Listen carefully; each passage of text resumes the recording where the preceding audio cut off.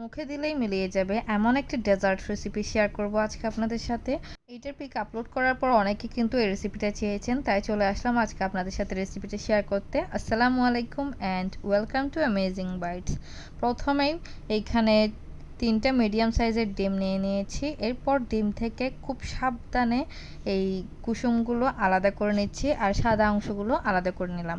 এরপর সাদা অংশের মধ্যে এখানে আমি 1 টেবিল চামচ পরিমাণ কর্নফ্লাওয়ার দিয়েছি, 1 টেবিল চামচ চিনি দিয়েছি। এরপর এই সাদা অংশের একটা ফোমি পিক করে নিতে হবে, যেটা কিনা অনেক বেশি স্টিফ হবে, একদম বাটি উল্টালেও পড়ে যাবে না, এরকম একটা টেক্সচারে থাকবে।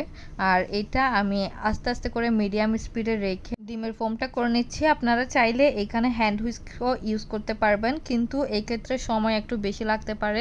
আমি এখানে ইলেকট্রিক বিটার দিয়ে কিন্তু এই ফোমটা করে নিচ্ছি, আর এটা কিন্তু আরও বেশি স্টিফ হবে।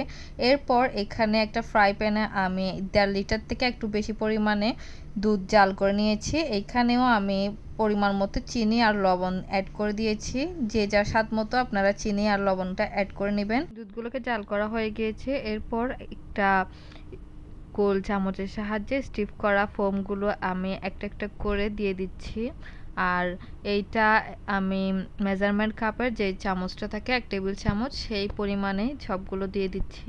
এইভাবে যদি চামচের সাহায্যে দেওয়া হয় এগুলো দেখতে কিন্তু খুব বেশি সুন্দর লাগে, গোল গোল শেপের হয়ে যায়।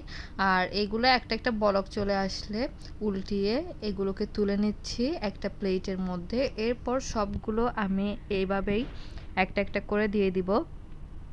আর একটা করে বলক চলে আসলে এগুলোই সেম প্রসেসে এখান থেকে তুলে নিব। এরপর সবগুলো আমি একটা একটা করে দিয়ে দিচ্ছি।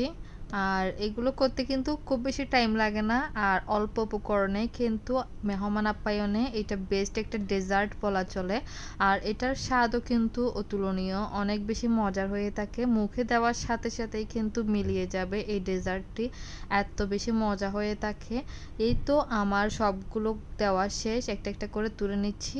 এরপর ডিমের কুসুমগুলো একটু করে ফেটিয়ে নিয়ে এখানে দুধের সাথে মিক্স করে নিচ্ছি। আপনারা চাইলে ডিমের কুসুমটা নাও দিতে পারেন, এতে করে কিন্তু এটা আরও বেশি ধবধবে সাদা হয়ে থাকে আর দেখতেও কিন্তু খুব সুন্দর লাগে। আমার কাছে মনে হয় ডিমের কুসুম ছাড়াই করলে এটা আরও বেশি সুন্দর লাগে দেখতে। এরপর সবগুলো স্নোবল কিন্তু একসাথেই দিয়ে আমি আরেকটা জাল করে নিয়েছি। এখন চুলাটা অফ করে নিলাম। আমার এই রেসিপিটা একদম কমপ্লিট হয়ে গিয়েছে। আমি এখানে কিশমিশ ইউজ করেছি, আপনারা চাইলে এখানে আনার বিভিন্ন বাদামও ইউজ করতে পারেন, এতে করে দেখতে আরও বেশি সুন্দর লাগবে। আজকের রেসিপিটি কার কাছে কেমন লেগেছে অবশ্যই কমেন্ট করে জানাবেন। আর আপনারা যদি এটা বাসায় ট্রাই করেন অবশ্যই কমেন্ট করতে ভুলবেন না। আল্লাহ হাফেজ সবাইকে, আসসালামু আলাইকুম।